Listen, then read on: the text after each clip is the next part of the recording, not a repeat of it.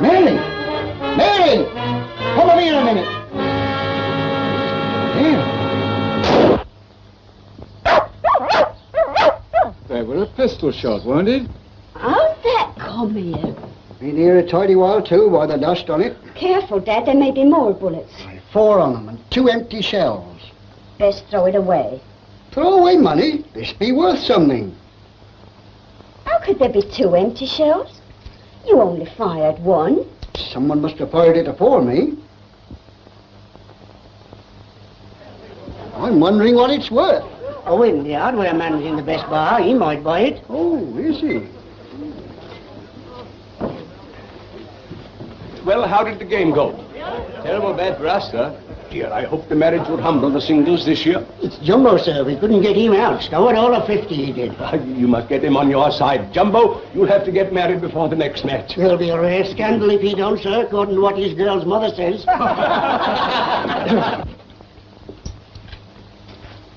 30 shillings wouldn't be a lot to ask for that, Mr. Owen. So you found it in your roof, did you? Aye, that I did. What I find on my property belongs to me. This revolver belongs to Mrs. Hamilton. The one that had Cottage last year. Not if she left it behind and I found it, it don't. I sold it to her about 18 months ago. Here's my private mark. When you come to consider, it's queer to buy a revolver and hide it. Oh, I expect you put it in the roof out of the way. No, it was hid, and hid very careful. And what's more, it had been fired. Make much importance of that, William? I don't know. This has set me a-thinking. Well, I'll see you later.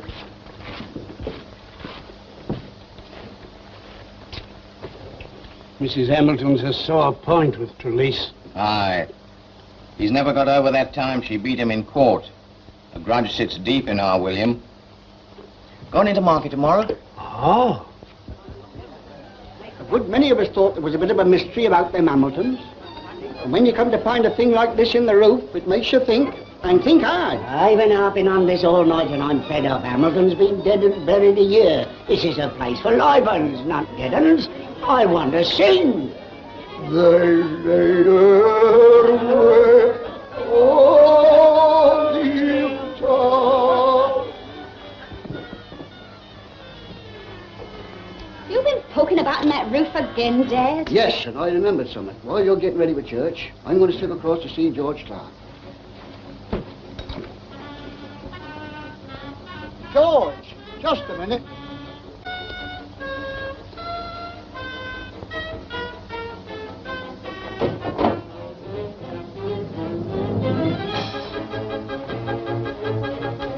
Hey, that's so. I was riding my old bike at the time, and I thought I heard a shot that day. Either you must have heard it or must not have heard it, George. If you did hear a shot fired, where did the sound come from? Why, from your cottage. At least, why, it was them Hamiltons then. You recollect, William, I mentioned it to you in the bar that very day. That's right, and if you recollect, George, that's before we knew he was dead. You mark my words, there's something in all this. I always did think Hamilton died remarkable sudden. Queer, I wanted a revolver. I'm sure I never wanted one. Come on, Mary, this way. Late. I always thought it queer she should have been buried by Peters of Dimborne instead of brokers in the village. In the last 3 weeks since the revolver was found, there's been a rare lot of talk. There's no smoke without fire. I'll take charge of this now, Trelease. And here's the 2 empty shells, the one that I fired and the one that she fired. The one that was fired by an unknown person. Ah, well, whatever you may think, you mark my words. Mr. Knight will have a hand in this before it's done.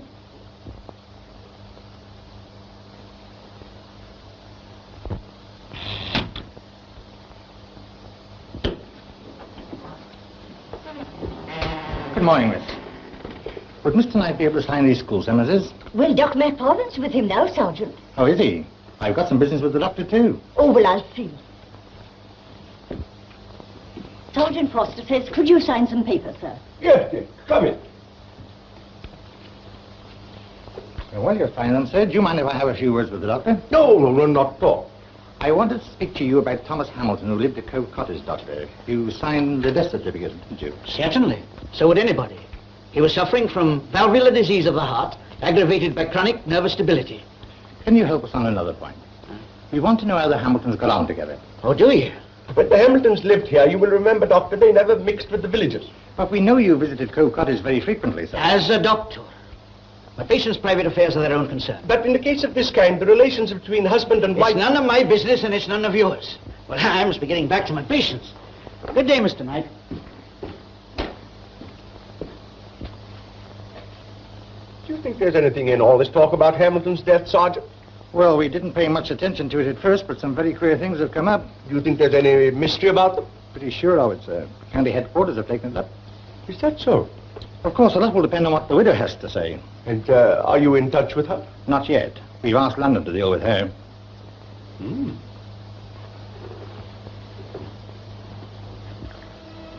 Sugar? Please. No. I believe you'd much rather have a whiskey and soda.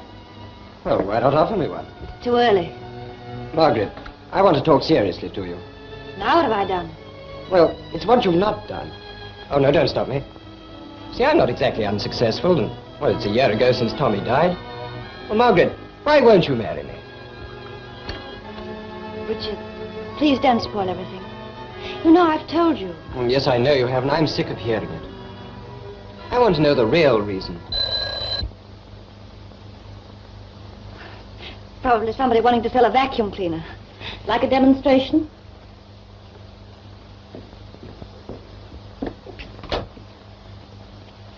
Good afternoon. You are Mrs. Margaret von Hamilton? Yes, that's right. May I have a word with you, please? Will you come in, please? Well, it's rather a private matter. You may speak in front of Mr. Neale. Mr. Mullin, Detective Inspector Mullin. I wonder if you could tell us anything about a revolver which was found in the roof of Cove Cottage where you were living about a year ago. Oh, you're worrying about the license. Oh, not quite, sir. We were wondering if Mrs. Hamilton could tell us how it came to be found in the roof. I'm afraid I can't help you, but I'm trying to remember what happened to my revolver. I bought one, you know, from Owen, the hardware store, or didn't you know? Is that so? It was my husband's idea after I'd had an unpleasant interview with a tramp. But I found somehow having a loaded revolver around the place was even more frightening. So I just put it away somewhere and forgot all about it. Oh, yes. But I'm sure I didn't put it in the roof. Well, I won't take up any more of your time, Mrs. Hamilton. It's all right, I can see myself up. I suppose you've heard from friends in the village that the discovery of this revolver has caused quite a lot of local gossip. I never had any friends in the village. Good afternoon.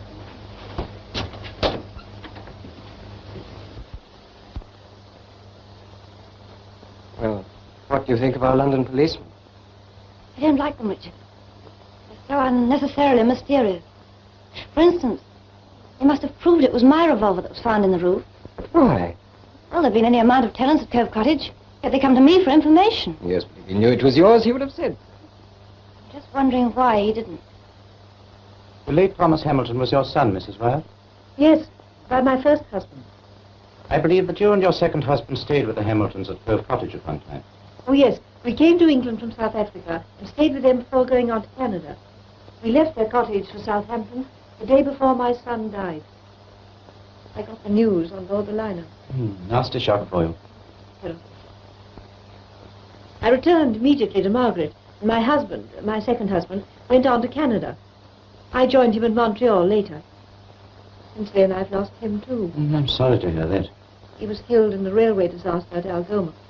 And are you living permanently in England now? Oh, no, only a visit. Chiefly to be near Mrs. Hamilton. We are very fond of one. Well, as you can't tell us anything about the revolver, I'll be getting along. Good afternoon. Good afternoon.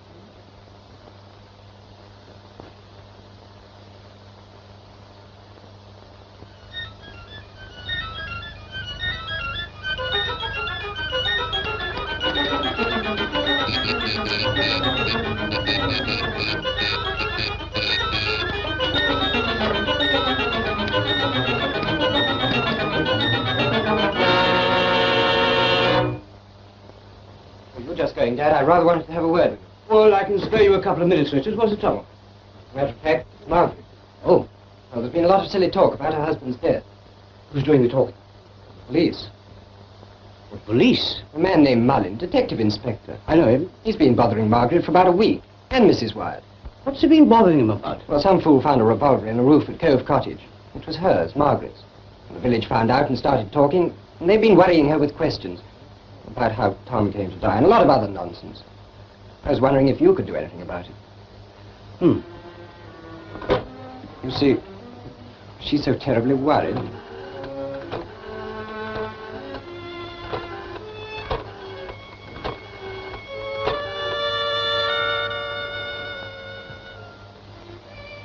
Hello? Home Office? Mr. Arbuthnot, please. Pleasure, Norman. I'll make inquiries and ring you back. I suppose the police haven't been asking you any questions? Of course not. Why should they? No, I was only wondering whether they knew that you were a friend of Margaret's before Tom died. What of it? There's nothing wrong in it. Well, you know that. Of course I do, but you know how these things can be twisted. Hello? Speaking.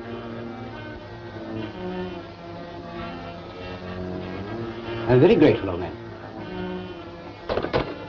Well, Arbuthnot tells me that the Home Office has granted an order for the exhumation of Thomas Hamilton.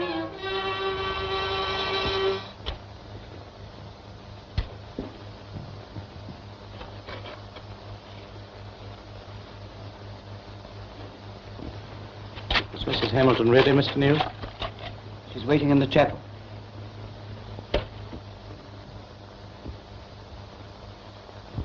I take it that the widow identified the coffin, Inspector Mullen? Yes. We cannot be too sure of that. Have you finished your examination, Sir Denton? The rest must be done in the laboratory. And we'll have your written report in due course, sir? As a matter of fact, Inspector, you can have the most important part of it now. A bullet? Lodged in the base of the spine. Do you believe that was the cause of death? I do. Then it's murder. Or suicide?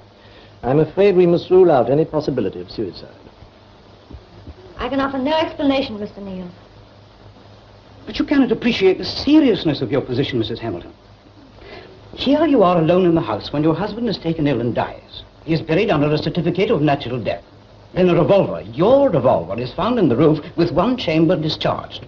Now we discover that the bullet, probably the same bullet, is in your husband's body. And you offer no explanation. I tell you, I know nothing. Do you realize that the police are already talking of murder? I can't help it.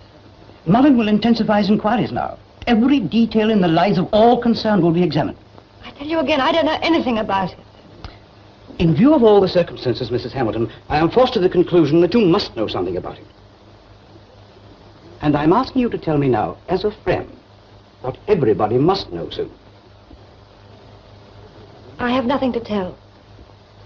Well, I must give you a serious warning.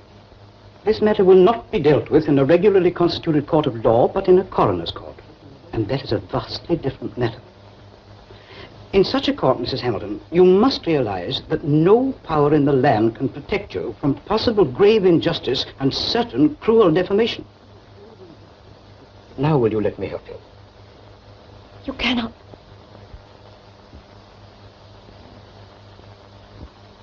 If there had been a will, the document or its provision would be on record here.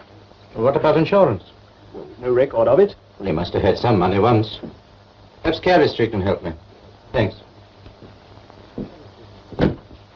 Hamilton went bust there before he died. What about the insurance policies? They may have been in the form of a settlement, in which case his wife would have benefited. I'd like to know definitely. I'll have a look.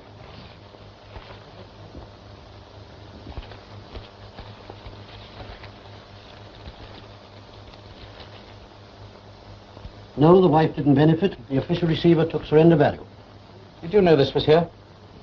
Funny place for a personal letter? Expect it got here when Hamilton turned his business papers in. Well, we shall want it. It's important. Then you'll have to come back with an order for it. Right. Like special? Wyatt? Cover that victim story. Don't forget, get some pictures.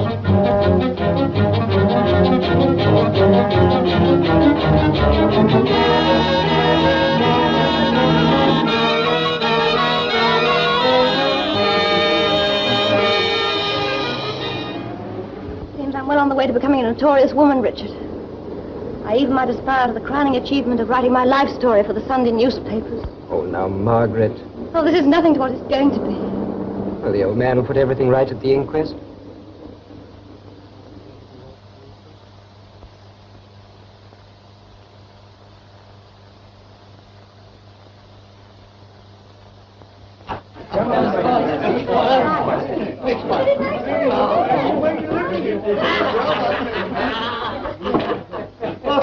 Inquest to be held in the schoolroom. Yes, the kiddies have got a holiday. So's the entire village. Roman holiday. God send this for you, eh? Job to know where to put us all. You said it. He's got the Home Office pathologist in Queen Elizabeth bed. I've clicked for the room where Dick Turpin slept.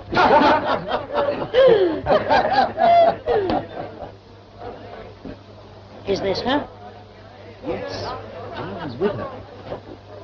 How fortunate to have met you, Mrs. Hamilton. I'm Lily Prudence of the Daily Reflector. You've heard about my cloistered corner, of course. Oh, please, not just I know, now. in times of stress, sympathy's a great help, isn't it? Could we have a little chat together? Well, I think Mrs. Hamilton's rather tired after her journey. Oh, you're Mr. Neale, aren't you? Well, I'm rather tired, too. Not Excuse me. too tired, sure. Neale, there's a gentleman waiting in the coffee room. Oh, is there? Thank I'll you. go to my room, Richard. Oh, all right.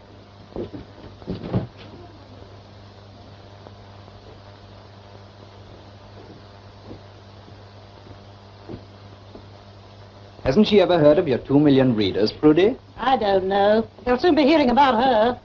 I liked the bodyguard, though, didn't you? I got here about an hour ago. Well, I'm grateful to you, Dad, for giving up your time to something which, after all, is no concern of yours. Isn't it, Richard? It's a concern of yours. And I'm rather unhappy about it. You mean professionally as well? Just a bit. At the moment, I've got absolutely nothing to work on. Give me a sandwich. Mrs. Hamilton has one reply to all my questions. She doesn't know. Well, then she doesn't, then. Rubbish, my boy. Of course she does. She's hiding something. Something she's afraid to tell even me. But for what reason? Well, if Mrs. Hamilton won't help, I must try to glean something from the other side. Oh, I should get to bed early tonight, my boy, if I were you. We've got all the evidence we want for a conviction, Mr. Knight. It sounds very grave. And we shall arrest Mrs. Hamilton being on top of the inquest. Should the inquiry confirm our suspicions? Naturally, sir. Calls for a particularly detailed investigation. That'll be safe in your hands, sir. Well, this case has attracted a lot of attention. It will get national publicity. In fact, Redcombe will be front-page news. Indeed, it will. And so will you. Oh, I wasn't thinking about that, Inspector Mullen. I only wanted to point out that in view of the wide attention, we must examine every detail with minute care. Well, you won't have much difficulty in reaching a verdict. The revolver evidence alone sticks out a mile. I understand Mr. Knight is working late. Yes, sir, he has the inspector with him. The inspector? Yes, sir, undoubtedly. Come. I know you won't mind my coming in, as we're all concerned on the same business. And I wanted to pay my respects before we meet in court, sir. That's a very happy idea. Sit down, Mr. Neale. Thank you. I always think that in these cases, a little preliminary discussion does away with a lot of unnecessary business in court. I don't think there will be much unnecessary business in this case, Mr. Neale. Well, then I gather that you've already discussed it pretty thoroughly. Naturally, we have to rely on the police for... Guidance? Information. That is where the police have the advantage in these courts. I assure you, Mr. Neale, nothing will prejudice your client's interests. I'm sure it won't. Not with a fair-minded man like yourself, Mr. Knight. Ought we to discuss this case with Mr. Neale, sir? He doesn't appear in it until tomorrow. I don't wish to discuss the case unduly. I see no reason why... Well, in view of Inspector Mullen's attitude, I don't wish to place you in an embarrassing position. I do hope there won't be any unpleasantness. I hope not. Good night. Good night. Good night. You want to watch him, sir? I thought he seemed quite a nice little man. That's his way of getting information. If you're not careful, he'll be taking charge of your proceedings for you tomorrow. Oh. Will he?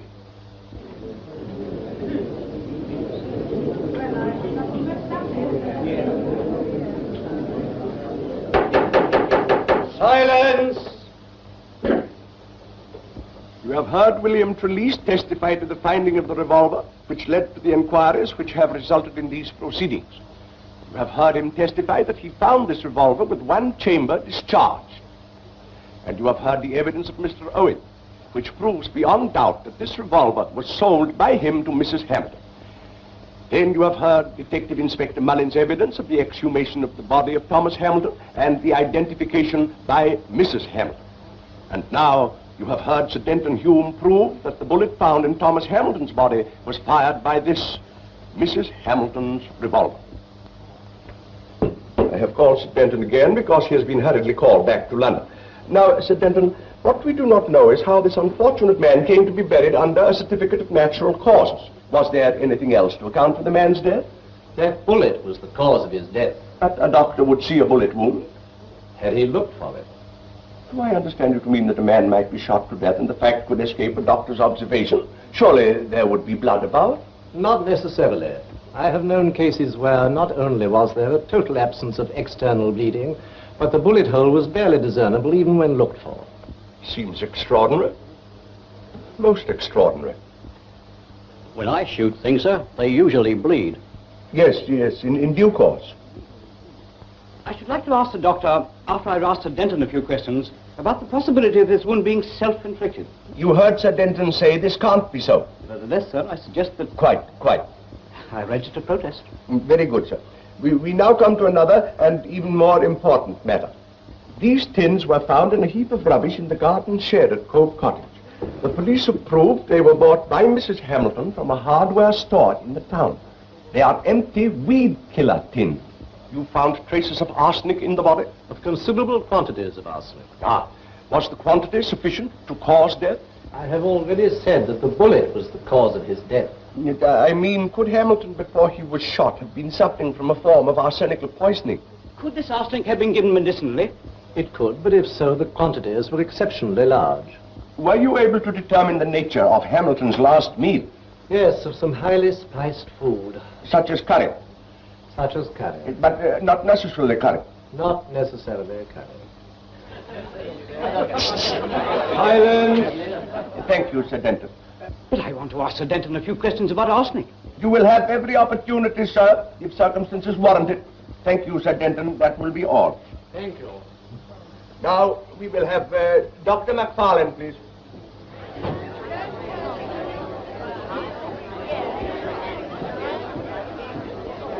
Hold the book in your right hand. The evidence you give before this court shall be the truth, the whole truth, and nothing but the truth, so help you God, kiss the book. Help me God. Now, tell the court, doctor, are you surprised to learn that your patient died from injuries caused by a bullet wound? No. You are not surprised? I've been a GP long enough to have forgotten what surprise is. I need not remind you, Dr. McFarlane, that you issued a certificate of death from natural causes. I did, on the advice of my locum. Your locum? Oh, Detective Inspector Mullin informs me that your locum tenens has since settled in New Zealand and that an affidavit is on the way. However, we will leave that for the moment. Now, tell me, would you think your patient likely to take his own life? I want witness to be warned before he answers that question. Kindly restrain yourself, sir. You are not in London now. If I'm not accorded the privilege of protecting my client, I might as well not be here. But you are the best judge of that, sir.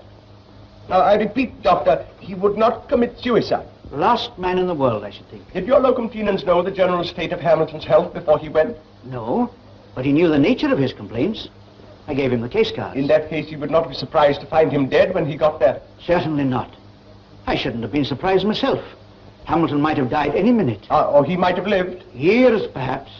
Pure fluke, either way. Dr. McFarlane, would you for any reason have made a closer examination than your deputy? Well, I hardly know what to say. Yes or no? No. Thank you, Doctor. But what reason are you hinting at, Mr. Neale?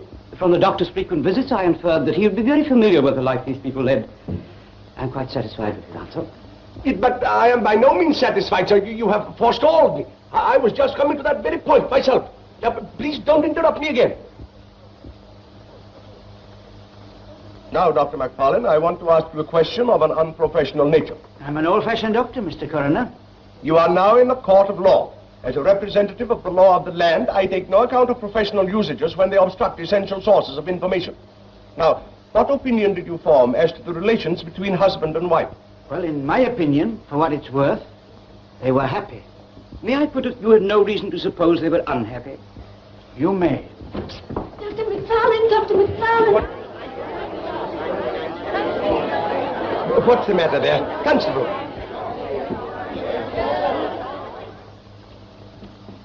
Most inconvenient. Most. I've been expecting this all the morning. These things will happen, inquest or no inquest. It's a nuisance, but I suppose it can't be helped. We shall have to release you for the time being, Doctor. Oh, thank you, sir. Don't thank me.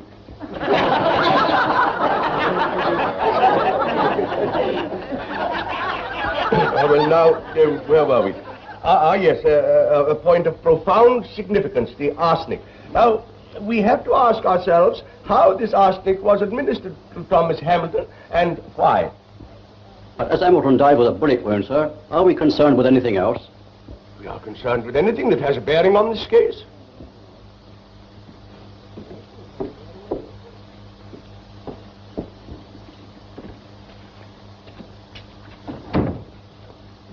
Mrs. Hamilton, what is all this? Absolutely bewildered. Are you surprised at the evidence of the fact or the fact itself? I tell you, Mr. Neale, this poisoning is a complete surprise to me. But you did buy arsenic. Weed killer, yes. And arsenic was found in your husband's body. Now, what are you hiding? Mrs. Hamilton, please.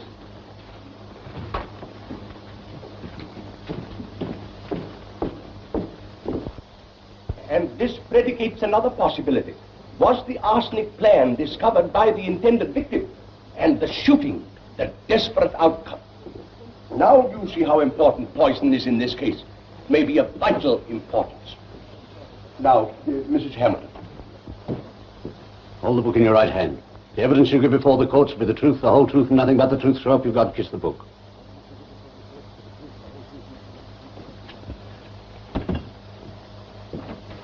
Now, what was the state of the relations between you and your husband, Mrs. Hamilton? We were very happy. Oh, were you? I was very fond of him. And did you enjoy that happiness during the whole of your married life? At one time, I'm afraid not. And was it about that time you were meditating a certain course of action? I'd fallen in love with another man, if that is what you mean. You were deceiving your husband. Not in the way you infer. I infer nothing. I state facts. But it creates a wrong impression when you put it that way. May I say something? Be quiet, sir. I was not unfaithful to my husband. That is a matter between you and your conscience, madam. But I have nothing on my conscience. The idea is horrible. Some of us are old-fashioned enough to regard marital deception in any form horrible. I repeat, you were deceiving your husband. Oh, very well. But I was going to tell him the truth and ask him to release me. You were going to. Why didn't you? Well, I can verify that. Be quiet, sir. I shall order you to leave the court. How could I ask him to release me? His business affairs had just gone wrong and he had lost all his money. But this admirable impulse was not strong enough to make you break off this undesirable association. It was never broken off. Its character was changed. We shall return to that again in a moment. Now, your husband had discovered this affair with another man. What was the effect of his discovery? It was a great shock to him. But he overlooked it. In time, yes. But it had one result. He became insanely jealous. Ah, that is why this young man's visits to Cove Cottage were clandestine. He came down twice, and then only as a friend. I didn't tell my husband because I didn't want to upset him. And what, in fact, was discussed at these disinterested, friendly meetings? What brought your one-time lover all the way from London to see you? Richard Neale knew how poor we were. He wanted to pay for a specialist for my husband. But I begged him never to come and see me again while my husband was alive. Ah, while your husband was alive? You've no right to make a suggestion of that kind. Sit down. I won't. I want to give evidence. I insist on giving evidence. Richard. Oh, I don't care. You're making all sorts of foul insinuations. She's telling the truth and you won't believe it. Will you be quiet? No, I won't. You brought me into it and I'm going to stay in it. Everything's being distorted. I say you're not holding an inquiry. You're holding a prosecution. I say you're not presiding over a court of law at all. It's a star chamber. If you don't behave yourself, sir, I shall deal with you very severely. But I'm severe. Remove him, Constable. Remove him. All right. I tell you, it's all wrong. It's wrong. I want to give evidence. Let me go. Let me come there.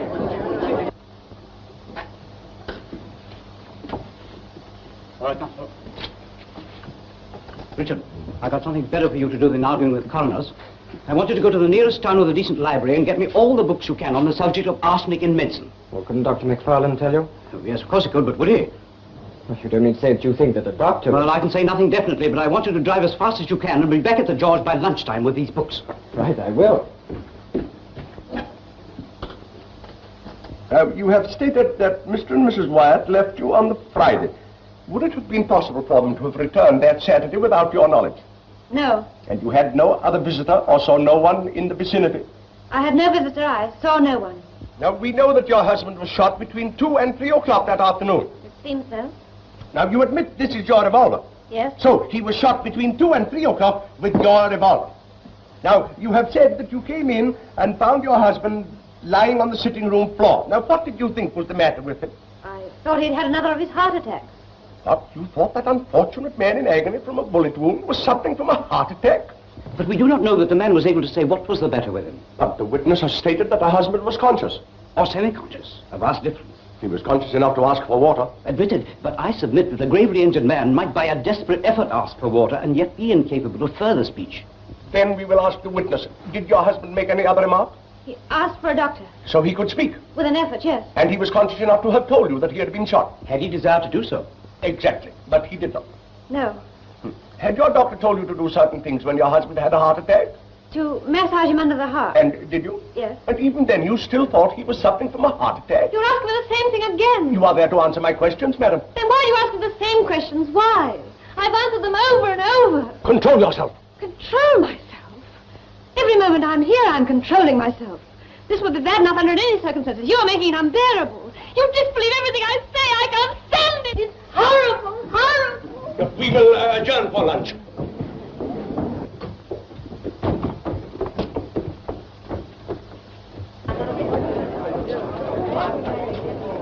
Hello? Daily Reflector? Oh, Lily Prudence's end. Yes, speaking from Redcombe. Get this down, will you? And get it quick. I want my lunch. Oh, ready? In the heart of a smiling countryside, facing her interrogators in a quaint little village schoolroom, whose very walls seem even now to echo childish trebles. This is murder. A tall, beautiful woman, simply dressed, is enacting the terrible role of butterfly on the wheel. Cut the comedy. Our cheese is You getting don't cold. jump off a high place. No, don't put that, you idiot. Oh, where was I? Oh, yes. Whatever her sin may have been. Have you got it?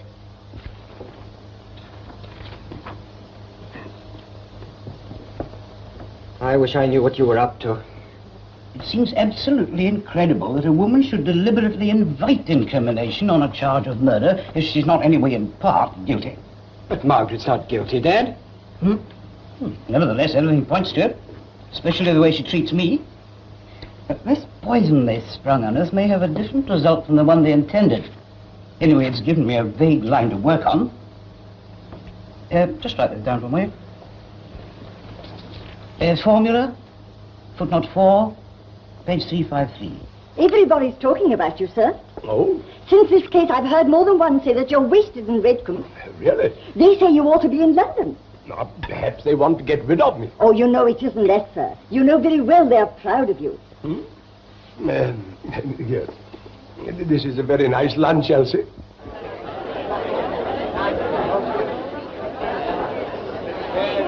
I'm sure we're all pleased to know there's peace of mind in the jury.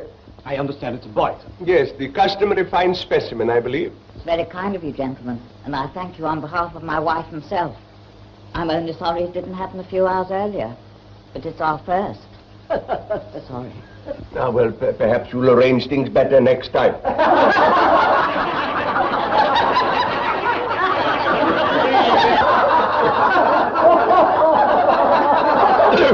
Silence! Well, now we must get on. Dr. McFarlane is waiting, Mr. Neale. Just one question. I've compiled a list of complaints for which arsenic is given medicinally, Doctor. Now, did you at any time prescribe arsenic for the dead man? Certainly not. You will swear that even though we know that arsenic was found in the body? Certainly. You are casting aspersions, Mr. Neale. My client has leveled the same accusation at you, sir. Thank you, Dr. McFarlane. Thank you, sir.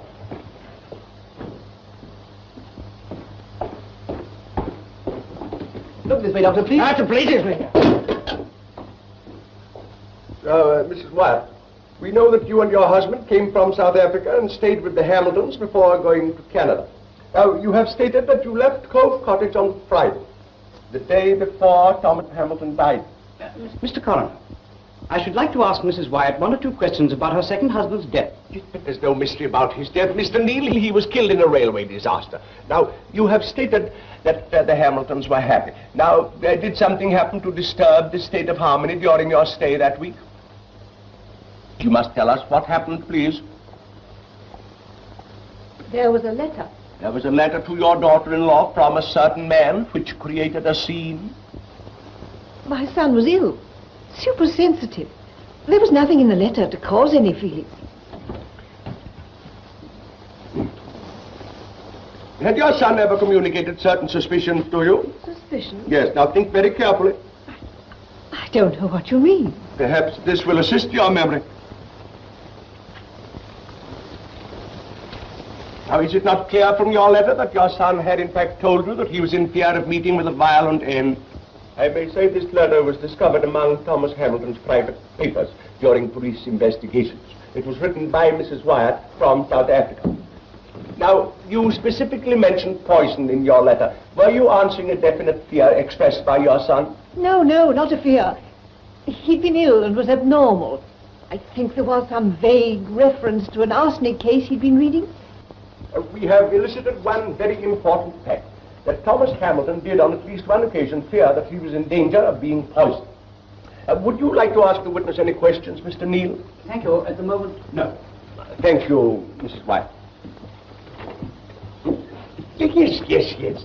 Now we will recall Mrs. Hamilton, please.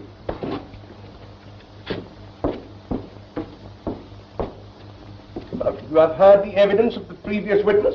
Can you give me any reason why such a letter should have been written? I cannot.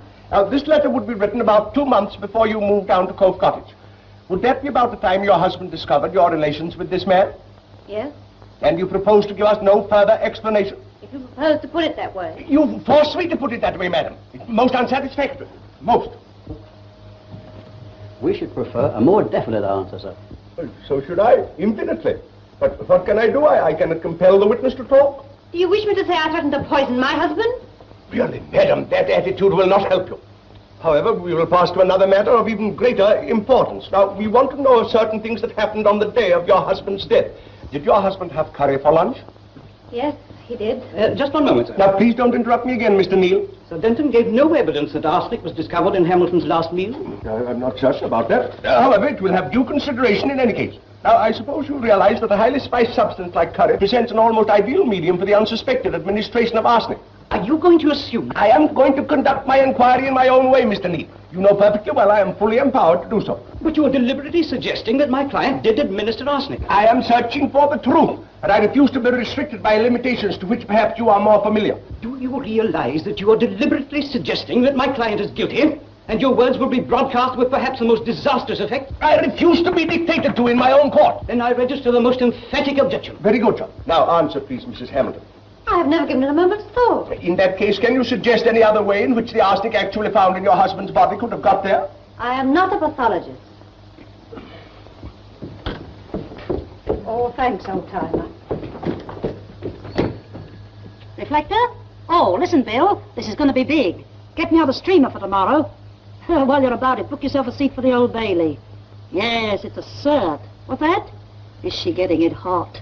This old coroner missed the boat. He should have been a stoker on the Queen Mary. Your husband was buried by Peters of Dimborne, which is 15 miles away. Are you aware that these peculiar arrangements caused a certain amount of gossip at the time? I was not aware. Did you make the arrangements? I suggested them. Who carried them out? Mrs. Wyatt. Are you sure Mrs. Wyatt did not make the suggestion? I submit, sir, that we've overlooked the fact that Mrs. Wyatt returned from Southampton when she heard of her son's death. Why did you bring Mrs. Wyatt in? Have you any reason to wish that the coroner will not remember that Mrs. Wyatt stayed with you and assisted at the funeral arrangements? You're casting an odious suspicion. I think you should remember that Mr. Neale is appearing in your interests, Mrs. Hamilton. Very well. My husband was buried by Peters of Dimborne because there was only one undertaker at Redcombe, and I'd already had a dispute with him about another matter. And that was the only reason? You didn't want to keep local people out of the house? Oh, how mean, how pitiless it all is. Of course you're driving me frantic. I answer a question, you repeat another way, far more damaging than the first. Tell me what you want me to say and I'll say it. But I cannot and will not say anything more unless you'll take my word in answer. Compose yourself. Compose myself. We should like to know why Mrs. Hamilton bought a revolver. It was a suggestion of my husband's. Perhaps at the same time you would like to know why I bought Weed Killer. It was to kill weeds. You will gain nothing by antagonizing the jury. I apologize. Now, this revolver, where was it kept?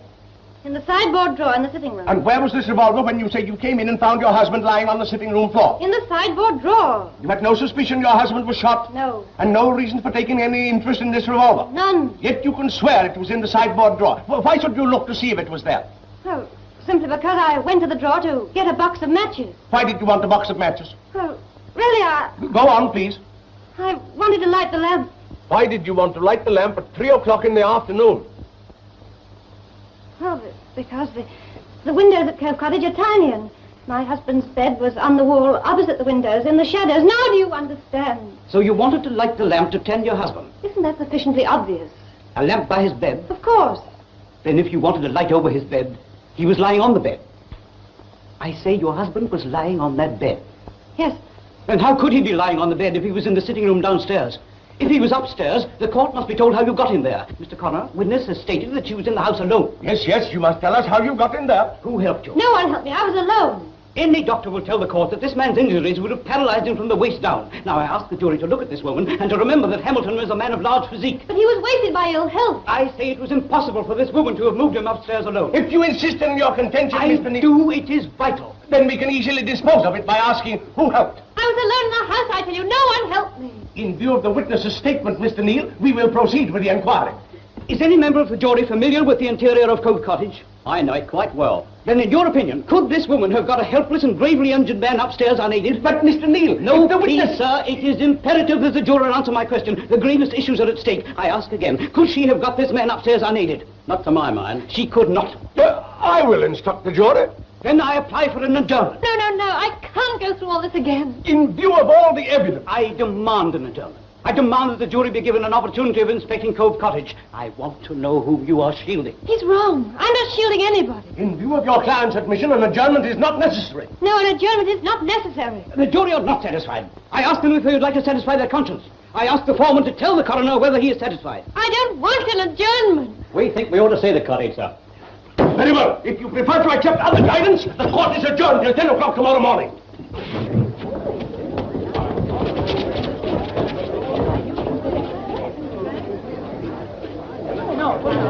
I maintain that how that dying man was got up these stairs is the pivot on which this whole case rests. Oh, I want you to help us, if you will. And now, Mrs. Hamilton had to get her dying husband from the sitting room floor where he was lying up these stairs into the bedroom. Mr. Foreman, will you be good enough to lie here, please? Now, Mr. Leese, we'll imagine that you are Mrs. Hamilton. Will you try and get him upstairs?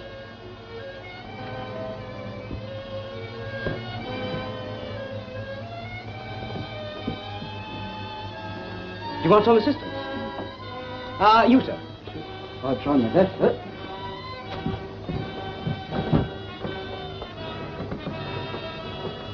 Couldn't someone else hold his head, sir? And I can take his feet, and with Mary supporting the small of his back, maybe we can manage it, sir. Thank you, Mr. Trelease. You see, it is proved. Not one, not two, but 3 people would have been required to get Hamilton up these stairs. But it's practically self-incrimination. Why must Mrs. Hamilton say that she did this when she obviously couldn't? Perhaps the inspector may be able to help you, Mr. Coroner. Thank you, Mr. Foreman.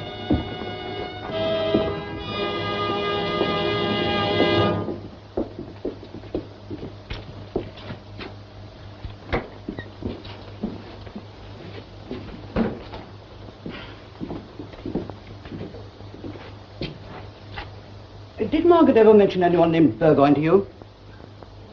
Burgoyne? John Burgoyne. Or Mrs. Wyatt, did she ever speak of him? Well, I've never heard of the chap. I begin to see... Richard, I have now proved conclusively that Margaret was not in the house alone. But why does she insist that she was? Well, after this coroner's business today, the papers will be plastered with insinuations that she murdered her husband. Yeah, I'm afraid so.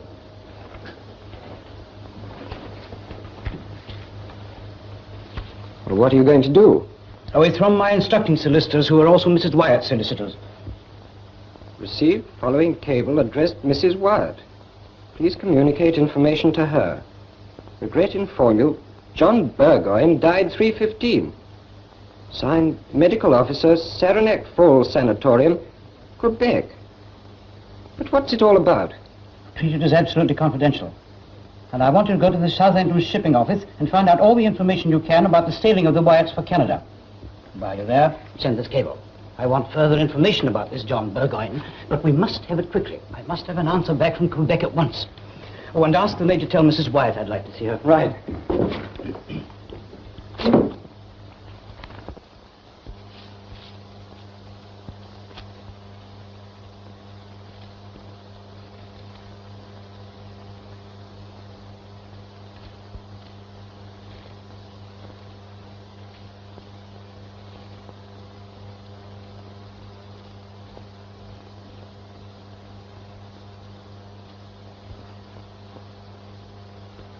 Ah, Mrs. Wyatt, I've just received some information that concerns you. Come sit down, will you?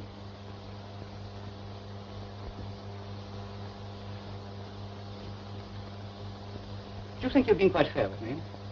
Fair? Well, truthful. You have given us all to suppose that you led a normal, happy life with your husband. Oh, well, of course we had our differences. You met him in South Africa. He was charming, you were lonely. But how long was it before you discovered that he'd married you for your money? Oh, I don't... I've got here some cuttings from South African papers. You summoned Charles Wyatt for assault and described him as a very violent man. It isn't the sort of thing one advertises. I believe he spent all your money except a settlement. Your son had to consent before that could be realized. Was Charles Wyatt wanting that money to go to Canada with? And your son wouldn't agree. Oh, why are you asking me all these questions? I hope to prove that this man who met such a tragic fate in Canada was clearly implicated in the death of Thomas Hamilton. Yes, but in the face of the seemingly overwhelming evidence against such a possibility, sir, I mean, you would have to prove that Wyatt was at Cove Cottage on the Saturday. Obviously. That he escaped Mrs. Hamilton's observation. Naturally. That he found Mrs. Hamilton's revolver and shot Hamilton with it. That he returned it to the sideboard drawer. That is so. And explained Mrs. Hamilton's highly peculiar ignorance of the cause of her husband's suffering. Yes. And do you hope to explain why Mrs. Hamilton should hide the weapon in the roof instead of communicating with the police? I do. And you would have to account for the arsenic found in the body. I agree. Then what do you suggest? That I have your permission to proceed. I fully appreciate your anxiety for your client, but you've already received unusual consideration, sir. Am I to construe that as a threat to terminate my questions? No, there's no occasion for the generation of heat. I say again, you've had every consideration. I will go further and venture the opinion that you are trying to construe this inquiry from the death of Thomas Hamilton into an examination of the life and character of Charles Wyatt. I emphatically refute such an allegation. And I as emphatically repeat it. You are trying to overrule material evidence which is favorable to my client. This is my court and my ruling governs it. Admitting that your court is constituted under exceptional powers, I will remind you that it is nonetheless dedicated to the cause of justice. I refuse to take up that most impertinent challenge. You are deliberately trying to take the conduct of this inquiry out of my hands. That is an accusation foreign to me in the whole of my experience. His Majesty's judges in the High Court and the Court of Appeal have always accorded me courtesy. The Judicial Committee of the House of Lords have listened to me with some mark of respect, but I must come to your court to be insulted. The personal implications are non-existent. Members of the jury, my only concern in this case is with Mrs. Hamilton. And because I know she is innocent, because I'm trying to save her from further degradation and suffering, because I'm trying to save her perhaps from herself, I am made the target of abominable accusation. You mistake me. I do not mistake you, sir. If that is an invitation for me to proceed, I will do so. But I did not mistake you. Very well. We will put it that you have gained your point. As between yourself and myself, sir, these matters are affairs of the moment. A very nice spirit. Then, with your permission, I should like to resume my questions. Mrs. Hamilton, after your remarkable feat of strength in alone conveying your husband up those stairs, you finally decided that a doctor was necessary. Yes. Directly after I lit the lamp over his bed. Was he conscious when you went to telephone for the doctor? He'd gone quiet and still and was scarcely breathing. And when you came back? He hadn't moved. He was dead? Yes. Was it dark when the doctor arrived? Almost. He was a complete stranger to you? Yes. Did you go into the room with him? No, I waited for him to come out. Directly he saw me, he said, "There is no need for me to tell you. Your husband is dead." He said that? He said your husband was dead? He was dead. What did you say? I was so dazed by the suddenness and horror of it, I don't think I said anything. Ah, quite. Now, did he go downstairs into the sitting room? There was no need to. Was the sitting room door open? No, closed. Closed. So that if anybody was in the sitting room, he couldn't have seen them? No. Exactly. Now, have you anything to add? No. Think. Mrs. Hamilton, do you realize that this officer is only waiting the finding of the court to arrest you on a charge of murder, and you know you are innocent? Answer me! Somebody else knows that you are innocent, or did know. More than one person. Now, will you tell us the name of the guilty person or persons?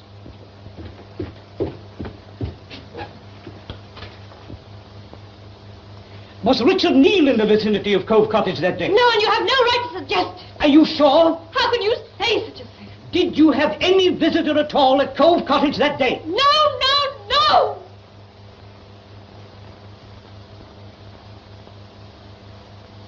Then I can do no more for you. I have no other questions to ask, Mr. Coroner. Eh? Oh.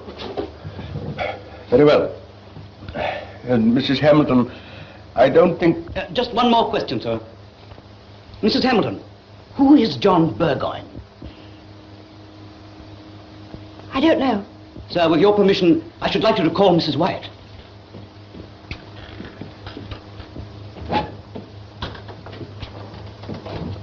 Mrs. Wyatt, I'm going to take a very grave step. But before I do, I'm going to give you one more opportunity to tell me all you know. I have nothing to tell. Very well. I am recalling you, Mrs. Wyatt.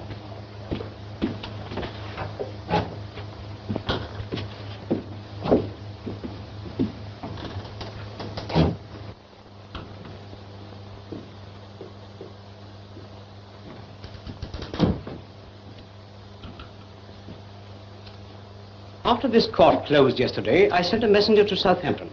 He went to the offices of the company controlling the vessel you were sailing on with your husband. On the company's files, he found a letter from Mrs. Wyatt cancelling these berths, and that letter was dated on the Wednesday before Hamilton's death. On the Sunday, that is the day following Hamilton's death, Mrs. Wyatt re-engaged these berths in person. Is that correct, Mrs. Wyatt? Yes. We changed our minds. Why? We just did. So you decided to go to Canada without the capital your husband had set his mind on getting? Or were you aware of your son's death before you rebooked these passages? How could I know when I was in the car all day going to Southampton? Very well. Mrs. Wyatt, you have given us to understand that you loved your son. He was all I had. And did your husband really meet his death in that Canadian railway disaster? I've told you. I have looked up the details of that disaster. There were a number of bodies charred beyond recognition. You identified one of these bodies as that of your husband? Yes. Now, when and why did you return to England? About 3 months ago. Principally to see Margaret. You'd planned to go back to Canada? I intended to, but this inquiry prevented my doing so. Why were you going back? I like Canada. For no other reason? No. Not to see John Burgoyne, for instance. Who is John Burgoyne? Mrs. Wyatt, what happened 2 weeks after you realized that inquiries had been set afoot? I don't know what you mean. Do you know an institution called the Saranac Falls Sanatorium, Quebec? I have heard of it. Well, I have made inquiries, and this is the reply I have from the superintendent. He tells me that a man named John Burgoyne entered that institution on August 16th. Now, will you tell us about John Burgoyne? He is a friend. I say there's no such man as John Burgoyne. Now tell the court who is concealed under that name. He doesn't know. It's all suggestions. Suggestions? I'll make suggestions. I'll suggest how Mrs. Hamilton got her husband up those stairs that Saturday. I suggest that you were there, that your husband was there. I suggest that you returned with your husband in a final effort to get that money. I suggest that you were there all day, that you were in the sitting room when the doctor's locum arrived, waiting in terror to know the result of his visit. I suggest that his failure to see that bullet wound was seized upon as a means of escape, and that this fortuitous circumstance was seized upon, not by you, not by Mrs. Hamilton, but by another. You didn't realize what you were doing, and when you did, your discretion was outweighed. But do you mean to say... I suggest that these women have been caught up out of their ordinary lives and plunged into tragedy by a circumstance that might have happened to any of us. But they've acted as they've done, not for greed or gain, but out of loyalty and love. But what about the arsenic? I suggest that it was Charles Wyatt, who for years had been suffering from an incipient and secret complaint for which arsenic was administered. But do you mean to say... I suggest, sir, no, I assert, that the body now lying in Redcombe Cemetery is not the body of Thomas Hamilton at all. What? It is the body of Charles Wyatt. And he was shot by your husband, Thomas Hamilton. Admit it. All right, he did shoot him. But it was only in self-defense. Charles Wyatt was mad with rage about the settlement. He was threatening my husband's mother, and my husband was weak and ill. There was only one way he could protect her, and he fired on impulse. He didn't mean to kill him. Well, I was Sit down, everybody. The court is not adjourned. These women have lied only to protect the man they loved. They've been forced into this incredible situation. But in view of further proceedings that will follow, I want to recall that they have acted as they have done in ignorance of one important fact. I received this telegram from Mrs. Wyatt's solicitors yesterday. Do you wish me to read it aloud? If you please, sir. Received following cable addressed Mrs. Wyatt. Please communicate information to her. Regret to inform you John Burgoyne died 3:15. Signed Medical Officer Saranac Falls Sanatorium, Quebec. Do you mean to say that John Burgoyne was Thomas Hamilton? I do, sir.